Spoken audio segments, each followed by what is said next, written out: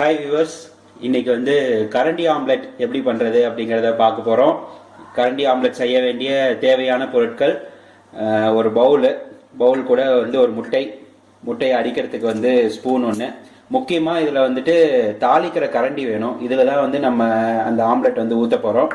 அதுக்கப்புறம் வந்து தேவையான அளவு மிளகாய் தூள், அது வந்து வீட்டில் அரைச்சதை யூஸ் பண்ணலாம், இல்லை சக்தி இது கூட எடுத்துக்கலாம். தேவையான அளவு உப்பு எடுத்துக்கலாம். அதுக்கப்புறம் வந்து மிளகுத்தூள், பெப்பர் பவுடர் வந்து எடுத்துக்கிறோம். இப்போ நம்ம இதை எப்படி பண்ணுறதுன்னு பார்ப்போம். முட்டையை அடித்து பவுலில் அடித்து ஊற்றிடலாம். இப்போது தேவையான அளவுக்கு மசாலா பவுடர் கொஞ்சமாகவே போட்டுக்கலாம்.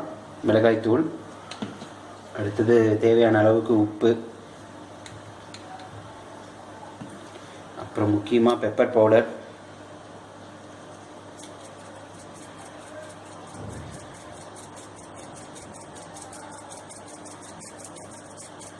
இதெல்லாம் போட்டு நல்லா வந்து முட்டையை அடிச்சுக்கணும். பவுலில் வந்து நீங்கள் எடுத்துக்கிட்டிங்கன்னா முட்டை அடிக்கிறதுக்கு ரொம்ப வசதியாக இருக்கும்.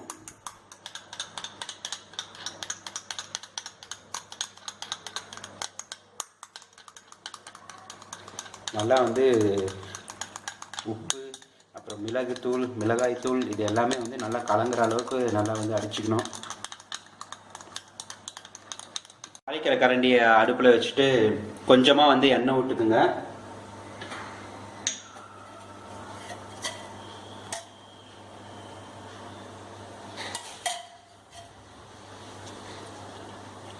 ஹீட் ஆயிடுச்சு. இதில் வந்து நம்ம கலக்கி வச்ச முட்டையை வந்து ஊற்றிடணும்.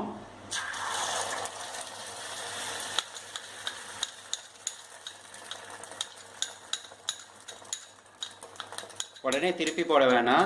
நல்லா ப்ளஃபியாக வந்திருக்கு. கொஞ்சம் வெந்ததுக்கு அப்புறமா வந்து ஸ்பூனில் வச்சு திருப்பி போட்டுக்கலாம்.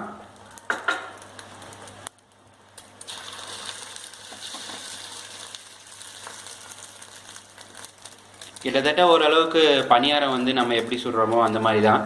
பணியாரத்துக்கு வந்து ஊற்றிட்டு வெந்ததுக்கு அப்புறம் அப்படியே திருப்பி போடுறோமால அந்த ஸ்டைலில் தான் வந்து பண்ணுறோம். அளவுக்கு வெந்துருச்சு. இதை அப்படியே வந்து திருப்பி போட்டுடுறோம். இப்போ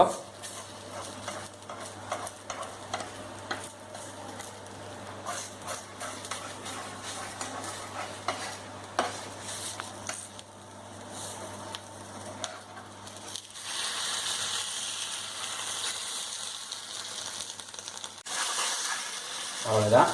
இந்த மாதிரி திருப்பி போட்டுடணும்.